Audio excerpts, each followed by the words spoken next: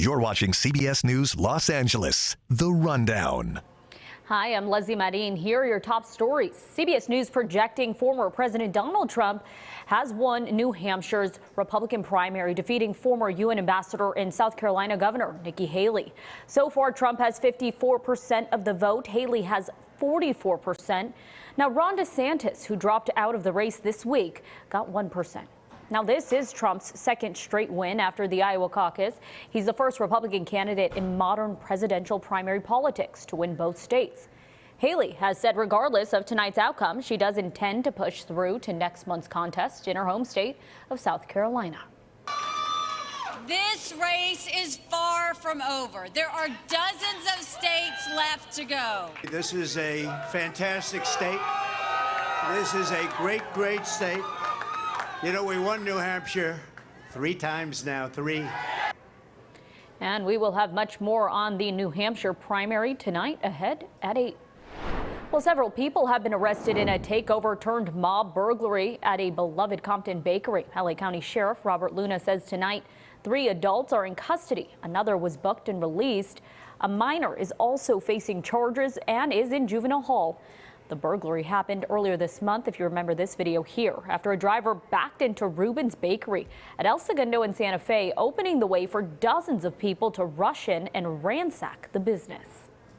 I was offended to see that all these individuals broke into this business. And when we say a business, we're talking about a family who has owned this business for many years, worked their butts off to put this together, to watch a bunch of individuals who have no regard for other people's property or hard work. Well, investigators say more people could be arrested in this investigation. Thousands of volunteers hitting the streets tonight for the LA homeless count. KCAL News reporter Tom Waite shows us what we can expect. Tonight begins the annual LA homeless count. That's when volunteers fan out across neighborhoods across LA to try and get a sense of how many people are living on the street. It's kind of a snapshot, not necessarily the most accurate, but it is a way of trying to count the number of people on the streets. Here's where things stood last year. There were 75,000 people living on the streets of LA County, 46,000 in LA City, and there is a 9% increase from 2023 from the previous time they did the count in LA County. So that gives you a sense of what they're dealing with there. The volunteers, again, they go and they try to find as many people as they can to speak with them. I talked to a service provider, someone who leads an organization that helps homeless folks, people living on the streets in South LA. She said, well, there's definitely glimmers of hope and lots of people getting placed in housing based on a lot of the activities she's seen. She is expecting the count to go up this year in some areas, but we'll see what the overall count is. Obviously, there's a ton of resources being thrown at all of these issues. Tonight we're going to be at the mayor's press conference. We'll have information about what she has there and, of course, all the additional information about the numbers as they come out. But we won't know those numbers until either the spring or the summer. And turning now to the weather, the calm after the storm. We have clear and dry conditions tonight. So what's ahead? Let's go to Danny Roberti for your next weather. Danny, a lot of people are going to like what you have to say. Oh, I know, Les. I'm so excited. This is such a treat after what we dealt with this last weekend and yesterday. My goodness, I'll give you a hint. The 70s are making a comeback. But first, just a little bit of a hiccup tomorrow. It's not going to cause too much of a problem. But here's another storm that I'm following. It's losing steam, but it's going to pass by to the north of us. And it's going to do a couple different things. It's going to bring the clouds, and it's also going to give us one more cooler day.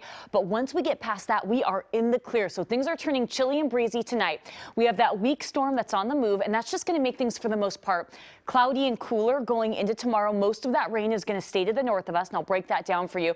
And then, yeah, we have a glorious weekend in store for you. The 70s are making a comeback. And my goodness, wait until you see the 7-day, even some of you breaking into the 80s in the next 7 days. So right now, things have been a bit breezy as that storm moved away from yesterday. It's out of here. Skies are clear, but we also had those winds picking up behind that storm. So it's been breezy in areas like the high deserts. We're seeing that in Malibu, winds up to about 21 miles per hour. Even some gusts picking up. Santa Clarita, LAX, anywhere between 15 to 25 miles per hour. Going into tonight, that's going to be the name of the game, mainly up in the mountains. Everyone's going to drop down, though. It's going to feel chilly. We'll drop to the upper 40s in Santa Clarita. We're talking 49 in Burbank, low to mid 50s right there along the coast for our beach communities, mid to upper 40s in the Inland Empire. Grab the jackets in the morning. You'll need them. San Fernando Valley, you wake up to 49, 50 degrees with mostly cloudy skies. And that's because of that storm that passes by. It brings the clouds, and we don't warm up too much tomorrow afternoon, only climbing to the low 60s in the San Fernando Valley. And so we'll wake up in the morning. You've got the clouds, even a little bit of that patchy fog out there again, especially in LA County, the San Fernando Valley. Wednesday stays pretty cloudy. We could see some rain showers popping up in the mountains, but really the main impact going into tomorrow, clouds and slightly cooler temperatures. And then once we get to Thursday, take a look at how things change. That's the afternoon with some of those showers in the high deserts.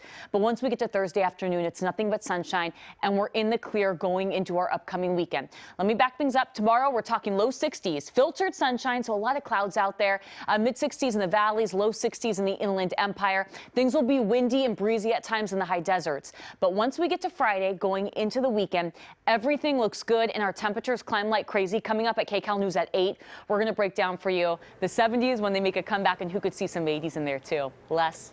Sounds good. Thanks, Danny. And we're counting down to Super Bowl 58. CBS is your home for the big game. Millions of fans are getting excited, but so are scammers hoping to cash in. Earlier on CBS News Los Angeles, we spoke to an expert on how artificial intelligence is playing a role in fraud schemes. Fraudsters are always the fastest to capitalize on technology. They're really good at being first to market. Robotech scams have been successful at a tenfold order of magnitude beyond what they were in 2019, say, through to 2022. Consumers should always go to a site they know, finding it the way they have generally found it, and never take a text message from a stranger with a link as the bona fide way to reach that kind of site. Well, this has been CBS News Los Angeles, The Rundown. Thanks for joining us. We'll be back live at KCAL News at 8 here on CBS News Los Angeles.